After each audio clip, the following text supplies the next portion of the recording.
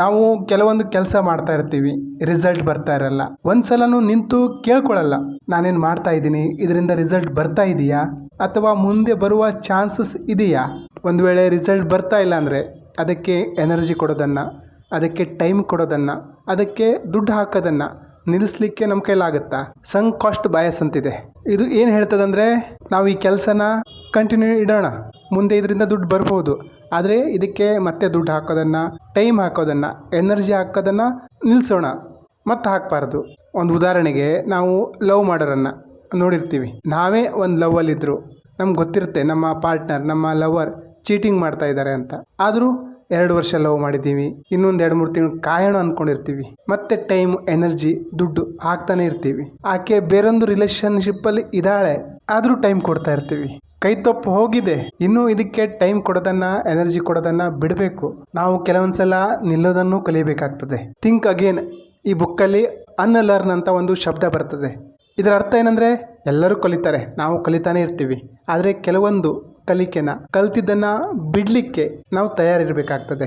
ನಾನು ಇಂಥದನ್ನು ಬಿಡ್ಲಿಕ್ಕೆ ರೆಡಿ ಇದ್ದೀನಾ, ಬಿಡುವ ತಾಕತ್ತು ನನಗಿದೆಯಾ? ಬುದ್ಧಿಸಮಲ್ಲಿ ಇದನ್ನು ನಾನ್ ಅಟ್ಯಾಚ್ಮೆಂಟ್ ಅಂತಾರೆ. ಯಾವುದಕ್ಕೂ ಅಟ್ಯಾಚ್ ಆಗಲಿಕ್ಕೆ ಹೋಗಬಾರ್ದು. ಯಾರು ಹೋಗ್ಬೇಕಂತಿದ್ದಾರೋ ನಮ್ಮ ಲೈಫಿಂದ, ದಾರಿ ಬಿಟ್ಬಿಡಿ, ಹೋಗಲಿ. ಯಾವುದೇ ವಸ್ತು ಆಗಲಿ, ವ್ಯಕ್ತಿ ಆಗಲಿ, ಅಂತ್ಯದಲ್ಲಿ ಅವರಿಂದ ದುಃಖನೇ ಸಿಗ್ತದೆ. ಹಾಗಾಗಿ ಎಲ್ಲಿ ನಿಲ್ಲಬೇಕು ಅಲ್ಲಿ ನಿಂತು ಬಿಡಿ. ಒಬ್ಬ ಎಸೆನ್ಷಿಯಲಿಸ್ಟ್ ಹೇಳ್ತಾನೆ, ನಾನು ಇದಕ್ಕಿನ್ನೂ ಟೈಮ್ ಹಾಕಲ್ಲ, ನನ್ನ ಎನರ್ಜಿ ಕೊಡಲ್ಲ, ಇವೆಲ್ಲ ನನಗೆ ಬೇಕಾಗಿಲ್ಲ.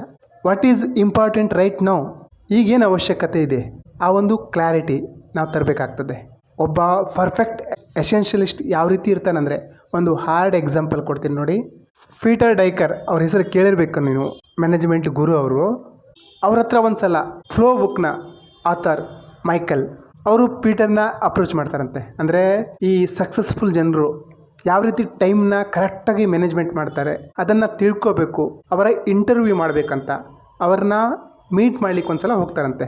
ಪೀಟರ್ ಹತ್ರ ಹೋಗಿ, ನಾನು ಈ ರೀತಿ ಬುಕ್ ಬರಿತಾ ಇದ್ದೀನಿ, ನನಗೆ ಈ ಸಕ್ಸಸ್ಫುಲ್ ಜನ ಯಾವ ರೀತಿ ಟೈಮ್ ಮ್ಯಾನೇಜ್ಮೆಂಟ್ ಮಾಡ್ತಾರೆ ಅದನ್ನು ತಿಳ್ಕೊಬೇಕಾಗಿದೆ, ನಿಮ್ಮ ಜೊತೆ ಸ್ವಲ್ಪ ಟೈಮ್ ಬೇಕು ಅಂತ ಕೇಳ್ತಾರಂತೆ. ಅದಕ್ಕೆ ಪೀಟರ್ ಏನಂತಾರಂದರೆ, ನಿನಗೆ ನಿರಾಶೆ ಮಾಡಲು ನನಗಿಷ್ಟ ಇಲ್ಲ, ಆದರೆ ನಿನ್ನಂಥವರು ದಿವಸಕ್ಕೆ 100-200 ಜನ ಇಂಟರ್ವ್ಯೂ, ಅಪರ್ಚುನಿಟಿ ಅಂತ ಬರ್ತಾನೆ ಇರ್ತಾರೆ.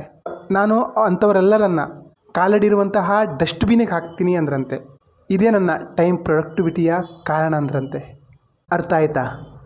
ಇಂಥ ಒಂದು ಕ್ಲಾರಿಟಿ ಇರಬೇಕು, ಸ್ಪಷ್ಟತೆ ಇರಬೇಕು. ಈ ರೀತಿಯ ಸ್ಪಷ್ಟತೆ ಇದ್ದಾಗ ನಾವು ಯಶಸ್ವಿ ಆಗೋದನ್ನು ತಪ್ಪಿಸ್ಲಿಕ್ಕೆ ಯಾರ ಕೈಲಾಗುತ್ತೆ? ಈಗ ನಾವೇನು ಮಾಡ್ತಾ ಇದ್ದೀವಿ, ಯಾರಾದರೂ ಕರೆದ್ರ ಓಡ್ತೀವಿ, ಬಂದೇ ಇರು ಅಂತೀವಿ. ಒಂದು ಫೋನ್ ಬಂತ, ಮಿಸ್ ಕಾಲ್ ಇದೆಯಾ, ಮತ್ತೆ ರಿಟರ್ನ್ ಫೋನ್ ಮಾಡಿ ಅಲ್ಲಿ ಕೇಳ್ತೀವಿ. ಯಾವಾಗ ಈ ಪೀಟರ್ ಥರ ಕ್ಲಾರಿಟಿ ಇರ್ತದೋ, ಸ್ಪಷ್ಟತೆ ಇರ್ತದೋ, ಆವಾಗ 10 ವರ್ಷದ ಕೆಲಸ 1 ವರ್ಷದಲ್ಲಿ ಆಗಲ್ವಾ? 1 ವರ್ಷದ ಕೆಲಸ 6 ತಿಂಗಳಲ್ಲಿ ಆಗಲ್ವಾ? 6 ತಿಂಗಳ ಕೆಲಸ 1 ತಿಂಗಳಲ್ಲಿ ಆಗಲ್ವಾ? ಹಾಗೇ ಆಗ್ತದೆ. ಮತ್ತೊಂದು ಮುಖ್ಯವಾದ ವಿಚಾರ ಏನು ಅಂದರೆ, ಅಕ್ಸೆಪ್ಟ್ ದ ಬೋರ್ಡಮನ್ನು ಪ್ರೀತಿಸಿ. ಯಾಕೋ ಬೇಜಾರು ಅಂತ ಮೊಬೈಲ್ ಹಿಡ್ಕೊತೀವಿ, TV ನೋಡ್ತೀವಿ, ಎಲ್ಲೋ ತಿರುಗಾಡ್ಲಿಕ್ಕೆ ಹೋಗ್ತೀವಿ. ಆ ಬೇಜಾರ ಜೊತೆ ಇರೋದನ್ನು ಕಲೀರಿ. ಬೇಜಾರಿಗೆ ಬೇಜಾರಾಗಬೇಕು ನಿಮ್ಮ ಜೊತೆ ಇರಲಿಕ್ಕೆ, ಆ ಮಟ್ಟಕ್ಕೆ ನೀವು ಬೇಜಾರನ್ನು ಪ್ರೀತಿಸಿ. 99% ಜನ ಬೇಜಾರಲ್ಲಿ ಎಲ್ಲ ಕೆಲಸ ಬಿಟ್ಬಿಡ್ತಾರೆ. ಆ ಬೇಜಾರಲ್ಲೂ ನೀವು ಒಂದು ಪ್ರೊಡಕ್ಟಿವ್ ಆಗಿದ್ದನ್ನು ತೆಗಿಲಿಕ್ಕೆ ಕಲ್ತ್ರೆ, ಬೇಜಾರ ಜೊತೆ ಇರ್ಲಿಕ್ಕೆ ಕಲ್ತ್ರೆ, ನೀವು ಟಾಪ್ 1% ಜನರಲ್ಲಿ ಬರ್ತೀರಾ. ನಾನು ಬೇಜಾರ ಜೊತೆ ಡೀಲ್ ಮಾಡ್ಲಿಕ್ಕೆ ಕಲ್ತಿದ್ದು ಒಂದು ಸುಮ್ಮನಿರಬಾರದೆ ಅಂತ ಒಂದು ಬುಕ್ಕು, ಅದರಿಂದ ಕಲ್ತಿದ್ದೀನಿ. 2ನೇದು ಝೆನ್ ಯೋಗ ಅನ್ನೋ ಬುಕ್ಕು, ಅದರಿಂದ ಕಲ್ತಿದ್ದೀನಿ. ಈಗ ನನ್ನ ಕೈಲಿ ಮೊಬೈಲ್ ಇಲ್ಲ, ಬುಕ್ ಇಲ್ಲ, ಏನೂ ಇಲ್ಲ. 1 ಅವರ್ ಸುಮ್ಮನೆ ಕೂತ್ಕೊ ಅಂದರೆ ನಾನು ಸುಮ್ಮನೆ ಕೂತ್ಕೋತೀನಿ. ಆ ಮಟ್ಟಿಗೆ ನಾನು ಬೇಜಾರ ಜೊತೆ ಡೀಲ್ ಮಾಡೋದನ್ನು ಕಲ್ತಿದ್ದೀನಿ. ನೀವು ಕಲಿಬೇಕಾಗ್ತದೆ. ನಾವು ಯಶಸ್ವಿ ಆಗಬೇಕು ಅಂದರೆ, ಡೇಂಜರಸ್ ಗೇಮ್ ಆಡಬೇಕು ಅಂದರೆ, ನಾವು ಬೇಜಾರು ಮಾಡೋದನ್ನು ಕಲಿಬೇಕಾಗಿದೆ.